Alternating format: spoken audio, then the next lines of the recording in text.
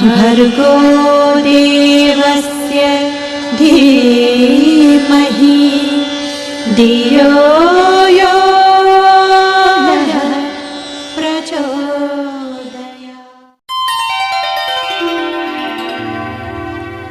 अखण्डमण्डलाकारं व्याप्तं येन चराचरं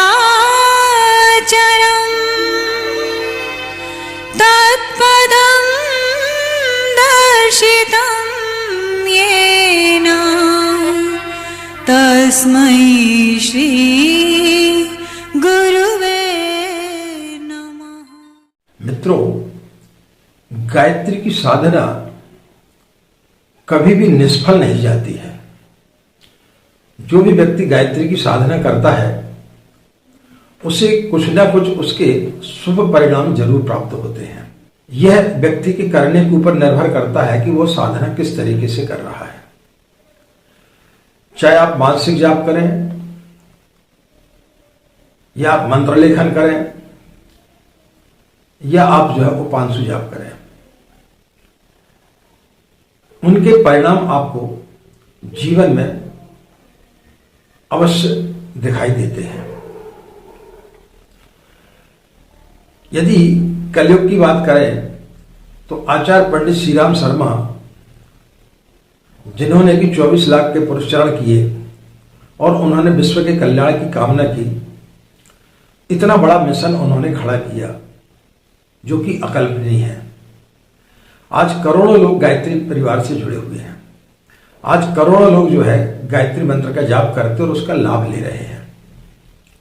लेकिन फिर भी कई बार हमारे मन में कई प्रकार की शंका आ जाती है कि हमें गायत्री मंत्र फलित क्यों नहीं हो रहा है, हम किस प्रकार की गलतियां करते हैं। कई लोगों की ये शिकायत रहती है कि आचार्य जी आप इतने सारे वीडियो में अलग अलग तरीके से बताते हैं कि हम कंफ्यूज हो जाते हैं कि गायत्री साधना में हम कैसे करें, क्या करें। किसी में आप बहुत ज्यादा सरल विधि बताते हैं, किसी में आप बहुत ज्यादा कठिन विधि बता देते हैं। ऐसे में समझ में नहीं आता है कि गायत्री साधना करें तो करें कैसे। तो इन सब चीजों के बारे में आज हम आपको जानकारी देंगे। गायत्री की साधना किस प्रकार से की जाए कि वो आपकी साधना निष्फल ना जाए।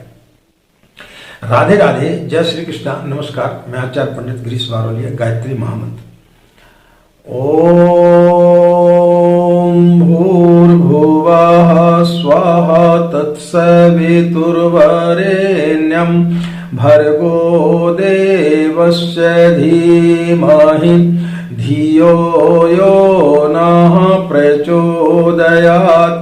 अखण्डमण्डलाकारं व्याप्तं येन चराचरं तत्पदं दर्शितं येन तस्मै श्री गुरवे नमः। तस्मै श्री गुरवे नमः। हमारे आदमी एक बार एक गुरु के आश्रम में एक शिष्य को बड़ी जल्दबाजी थी कि गुरु किसी भी प्रकार से कुछ इस प्रकार की युक्ति बता दें, कुछ इस प्रकार का कोई मंत्र दे दें कि मुझे जल्दी से जल्दी सिद्धियां प्राप्त हो जाएं और मैं बहुत बड़ा संत महात्मा बन जाऊं। तो बार बार गुरु की चापलूसी करता था। एक दिन उसने गुरु से बोला कि मैं इतने दिनों से आपकी सेवा कर रहा हूं, कोई ऐसा मंत्र बता दें जिससे कि मेरी काफी ख्याति हो जाए और मैं वो सारी चीजें प्राप्त कर सकूं। तो गुरु ने उसके कान में एक मंत्र बताया और बोले, सुन, यह मंत्र सिर्फ मैं तेरे लिए दे रहा हूं, आज तक मैंने किसी को दिया नहीं है, इस मंत्र के बारे में किसी को कुछ नहीं मालूम।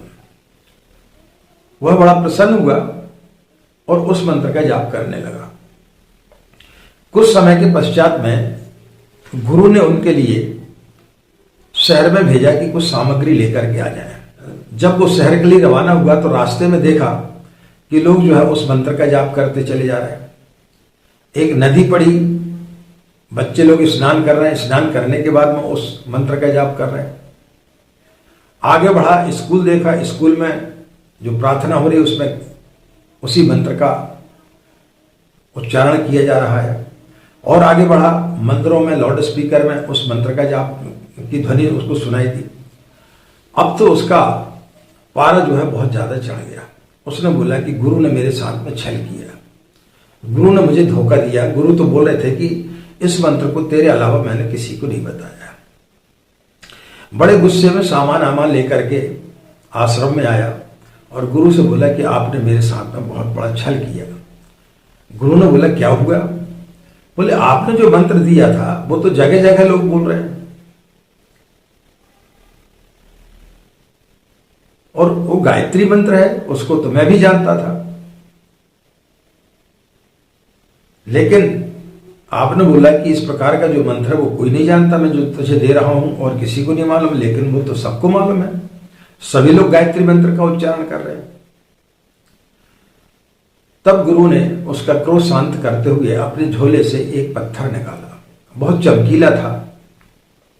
उसको बोला कि तू कल फिर से बाजार जाना और इस पत्थर का एक सब्जी वाले से लेकर के एक जौहरी के पास तक जाना और इसका मूल्य पूछ के आना कि इसका मूल्य कितना है, इसको बेचना नहीं है। वो दूसरे दिन गया, सब्जी बाजार में गया, एक सब्जी वाले से बोला कि भाई ये पत्थर मैं बेचना चाहता हूं, कितने मिलेंगे? उसने देखा बड़ा अच्छा चमकीला पत्थर है, ऐसा पत्थर कभी देखा नहीं। तो उसने देखा कि मेरा बाट भी गुम गया है, उसके लिए काम आएगा। तो उसने बोला कि एक काम करो, तुम 1 किलो भटा ले जाओ।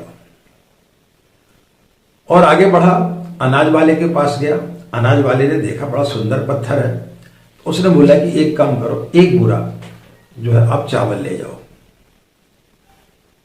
थोड़े और आगे बढ़ा, एक सुनार के पास में गया, सुनार ने देखा बहुत अच्छा पत्थर है, तो उसने बोला कि भाई ये काफी महंगा हार है, लाखों रुपए का है, आप इसको ले जाओ और ये पत्थर मुझे दे दो। इसके पश्चात में वो व्यक्ति एक जौहरी के पास में गया, जौहरी ने देखा कि तो हीरा है,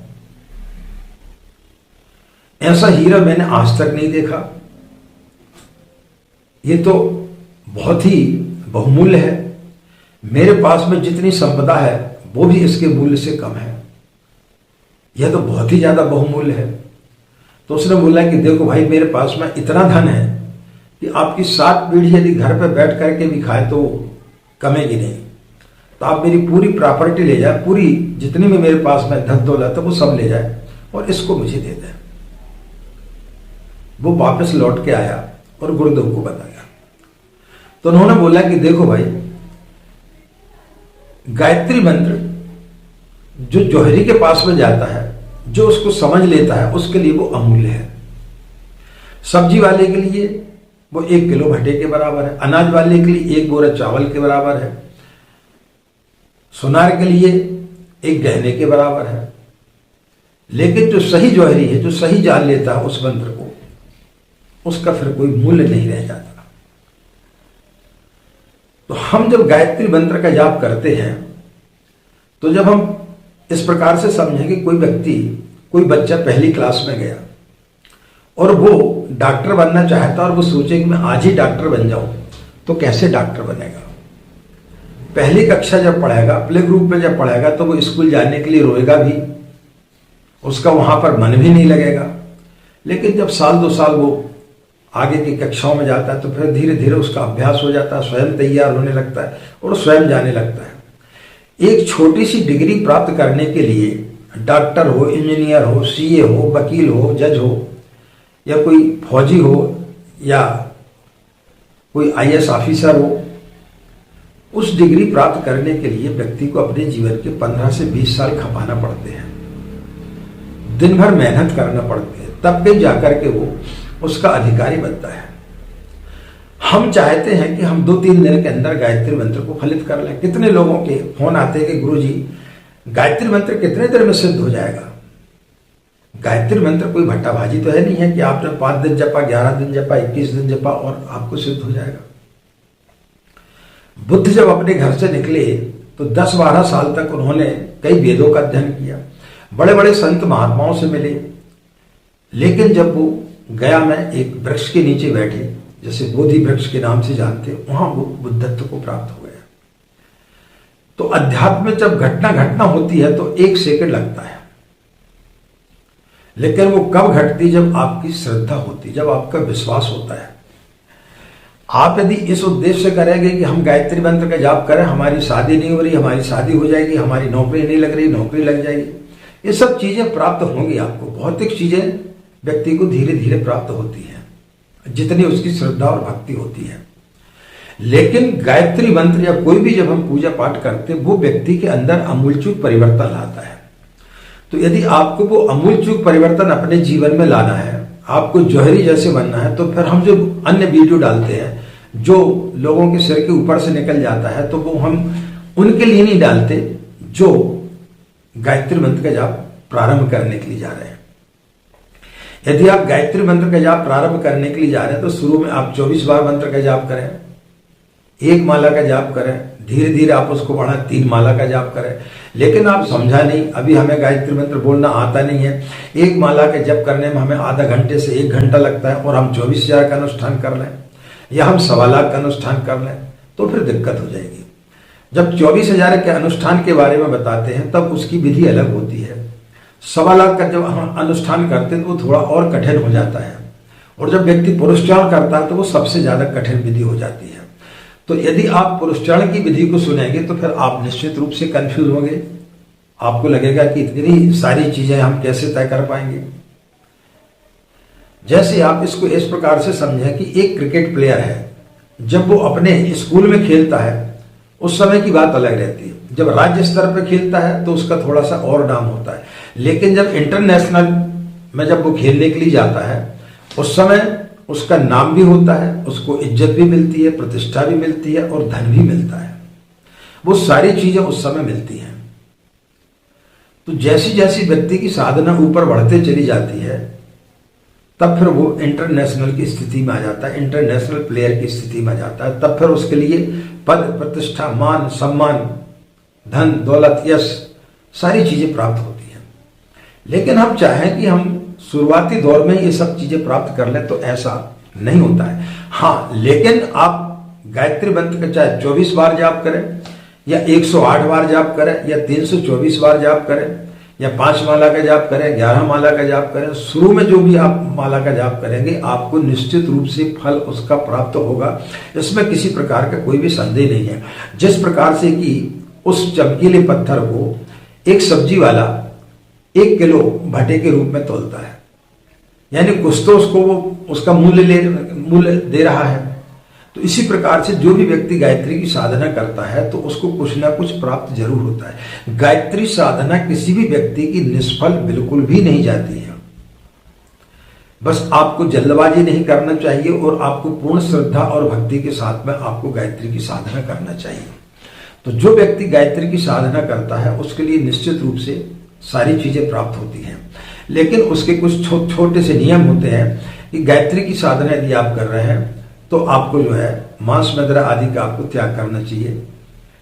गुरु वर्ण करना सबसे ज्यादा आवश्यक है। बगैर गुरु के कोई भी चीज फलित नहीं होती। यदि आप बगैर स्कूल में जाए, यदि आप चाहें कि हम मास्टर बन जाए या हम डॉक्टर बन जाए या हम इंजीनियर बन जाए, घर में बैठे बैठे किताबें पूरे से मार्केट में मिलती है, लेकिन आपको किताबों को लेकर के आ जाए और बगैर गुरु के, बगैर स्कूल कॉलेज जाए, आप डॉक्टर नहीं बन सकते।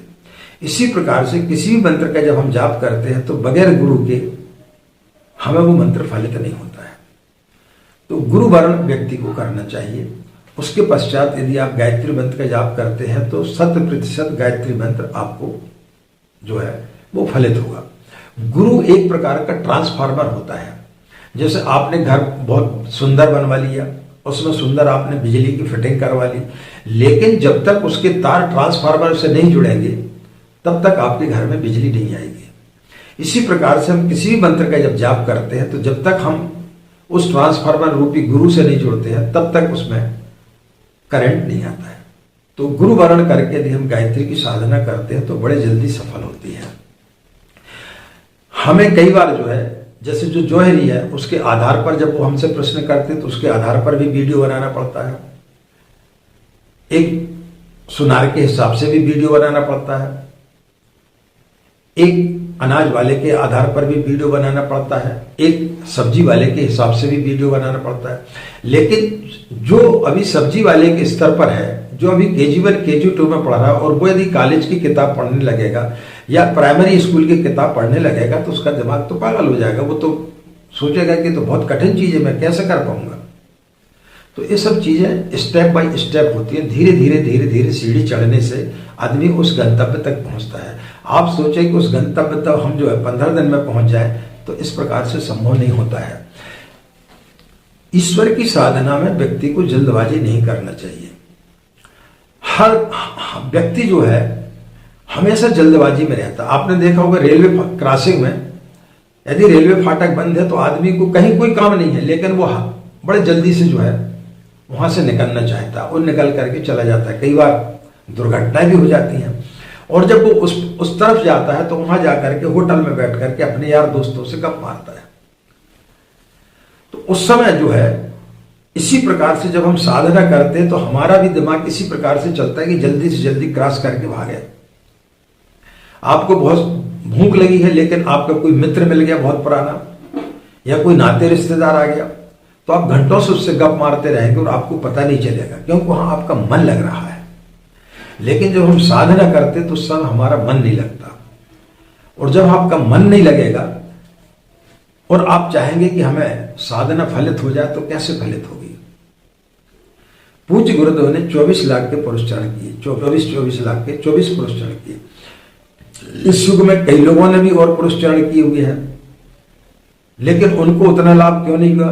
क्योंकि इसमें ये चीज जरूरी है कि स्वयं का निर्माण, परिवार का निर्माण और विश्व का निर्माण।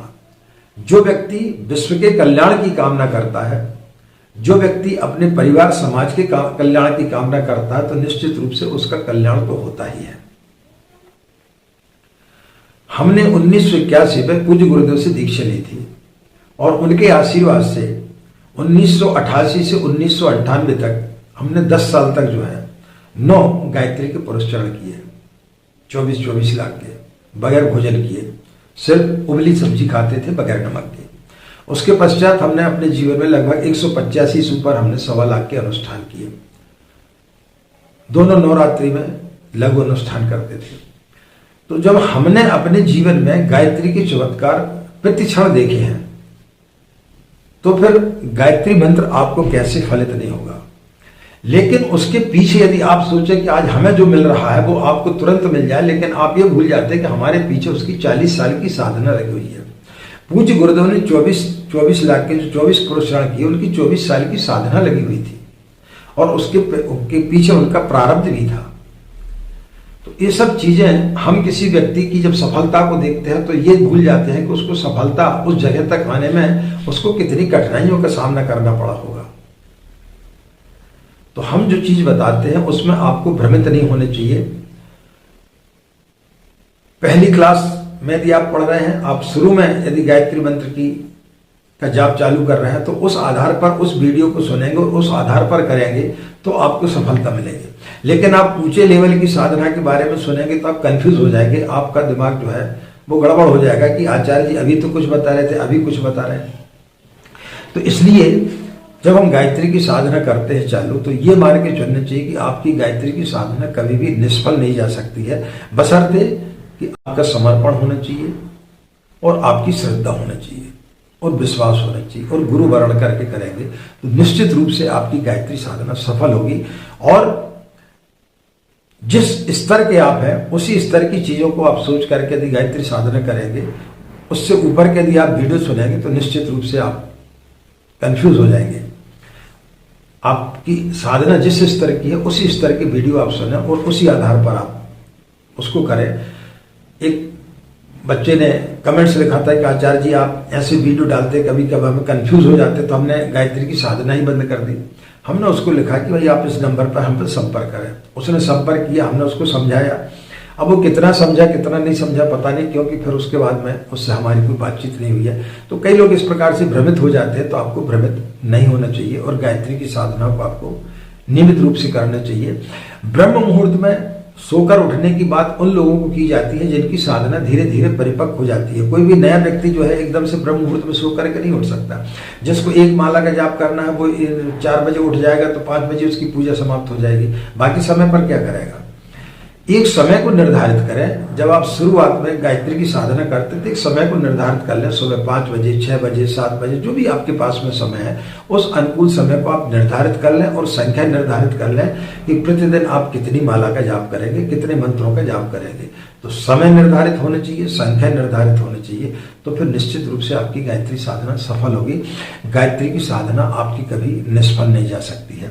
आशा मित्रों, जानकारी निश्चित रूप से आपको काफी लाभप्रद होगी और यदि आपको अच्छा लगता है तो ज़्यादा से ज़्यादा अपने इष्ट मित्रों को जरूर इस प्रकार की वीडियो आपको शेयर करनी चाहिए ताकि वो लोग भी इसका लाभ ले सकें। इन्हीं कामनाओं के साथ में आपका दिन मंगलमय हो, आप लोग खुश रहें, मस्त रहें। पूज्य गुरुदेव परम वंदनीय माता जी एवं माँ गायत्री का सूक्ष्म संरक्षण आप सभी के लिए मिलता रहे। आप सभी के अंदर बैठे परमात्मा को हमारा प्रणाम, हमें आज्ञा दें। नमस्कार।